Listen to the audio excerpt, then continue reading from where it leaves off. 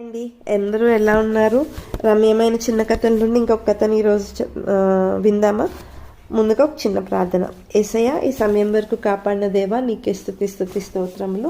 మేము ఈ కథను వినబోతుండగా మీరే మాతో ఉండండి, మాకు సహాయం చేయండి, మీ కృప చూపించండి. ఇందులోని సువార్తని, ముఖ్యమైన విషయాన్ని మా హృదయానికి అర్థం చేయండి. అది మా జీవితంలో పెట్టగలుగుటకు, పాటించగలుగుటకు సహాయం చేయండి. నా యొక్క చిన్ని ప్రార్థన మీ సన్నిధికి అంగీకరించండి తండ్రి. ఆమేన్. ఈరోజు మనం వినబోతున్న కథ పూర్ణ బలముతో పూర్ణ ఆసక్తితో. కప్ప ఒకటి బురదలో చిక్కుకునేను. మిగతా కప్పలన్నీ కలిసి ఏకమై ఆ కప్పను బయటకు లాగటానికి ఎంతో ప్రయత్నించాయి, ఎన్నో సలహాలు ఇచ్చాయి. అయితే ఫలితం మాత్రం ఏం లేకపోయిందనమాట, అంతా శూన్యం. హఠాత్తుగా పెద్ద లారీ ఒకటే ఆ దారిలో రావడం కప్పలన్నీ గమనించాయి. పెద్ద టైర్లు ఆ కప్ప దగ్గరికి వచ్చే కొద్దీ, ఆ కప్పని సమీపించే కొద్దీ ఎక్కడ లేని బలం ఆ కప్పకు వచ్చిందనమాట. ఏ కప్ప అయితే బురదలో చిక్కుకుందో ఆ కప్పకి ఎక్కడ లేని బలం వచ్చింది. తన ప్రాణాన్ని ఎలా అయినా కాపాడుకోవాలని పూర్ణ బలంతో ఆ బురద నుండి తనకున్న స్ట్రెంగ్త్నంతా, తనకున్న బలాన్నంతా ఉపయోగించి ఆ బురద నుండి ఎగిరి బయటికి దూకేసింది.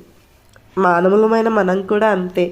సాధారణమైన వేళలో ప్రభువును వెతుకుటకు అంతగా ఇష్టపడము, మనసు ఉండదు, ప్రార్థించుటకు అవకాశము దొరకదు. కానీ శోధన తర్వాత శోధన భయంకరమైన లారీల వలె వచ్చినప్పుడు మాత్రమే మనం ప్రభువును పూర్ణ హృదయంతో వెతుకుటకు ప్రయత్నిస్తాం. హేరోదు రాజు యాకోబును ఖడ్గంతో చంపేశారు. ఆయన దగ్గర ఉన్న పెద్ద ఖడ్గముతో, ఖడ్గం అంటే ఒక వెపన్ అనమాట, దాంతో చంపేశారు యాకోబుని. పేతురును కూడా పట్టుకుని చెరసాలలో వేయించేశారు. అప్పుడే సంఘానికి అర్థమైంది వాళ్ళకున్న అవసరత, వాళ్ళకున్న ఇబ్బంది. వెంటనే ప్రార్థించాలని ఆ సంఘానికి అర్థమైందనమాట. ప్రార్థించవలసిన అవసరం వాళ్ళకి తెలిసింది. బైబిల్ ఇలా చెప్తుంది, పేతురు చెరసాలలో ఉంచబడెను, సంఘం అయితే అతని కొరకు అత్యాసక్తితో దేవునికి ప్రార్థన చేయుచుండెను. మనం ఈ వాక్యాన్ని అపోస్తుల కార్యములు 12వ అధ్యాయం 6వ వచనంలో చదువుకుంటాం. ప్రమాదం సంభవించిన తర్వాత కాపాడ ప్రయత్నించుట కంటే ముందుగా ప్రార్థించుట ఎంతో మేలు. నిజమే కదా, ప్రమాదం వచ్చిన తర్వాత అప్పుడు కష్టపడడం కంటే ముందుగానే అలాంటి ప్రమాదాలు రాకుండా ఉండడానికి మన చుట్టూ ఉన్న వారి కోసం మనం ప్రార్థించాలి.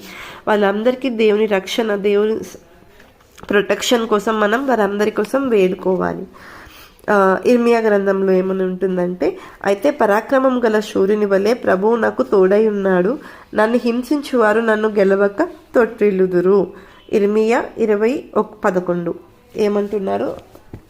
పరాక్రమం వల్ల శూరుని వలె ప్రభువు నాకు తోడుగా ఉన్నారు. కాబట్టి శత్రువులు నన్ను ఏం చేస్తారు? దేవుడే నాకు తోడుగా ఉన్నారు. మనకు కూడా ధైర్యం కావాలి, మనకు కూడా విషయం అర్థం కావాలి, మనకు కూడా దేవుడు మనకి తోడుగానే ఉన్నాడు. అది ఎప్పుడు వస్తుంది మనకు? ఆ నమ్మకం, ఆ ధైర్యం ఎప్పుడు వస్తుంది? మనం ఎప్పుడైతే దినదినం దేవుని సన్నిధిలో కనిపెడతామో, ప్రార్థిస్తామో, ఆయన వాక్యాన్ని చదువుతామో, ఆయన ఇచ్చిన వాగ్దానాలపైన నమ్మకం పెట్టుకుంటామో, అప్పుడు మనకి ఈ విశ్వాసం అనేది మనలో బలపడుతుంది. మనం కూడా ఇలానే చెప్పగలుగుతాం. సమస్యలు రావని కాదు, కష్టాలు ఉండవని కాదు, వస్తాయి. కానీ వాటిని ఎదుర్కొనే శక్తి మనకు వస్తుంది, పోరాడగలిగే శక్తి మనకు వస్తుంది, వాటిని ఫేస్ చేయగలుగుతాం, పారిపోము, షార్ట్ కట్స్ వెతుక్కోము.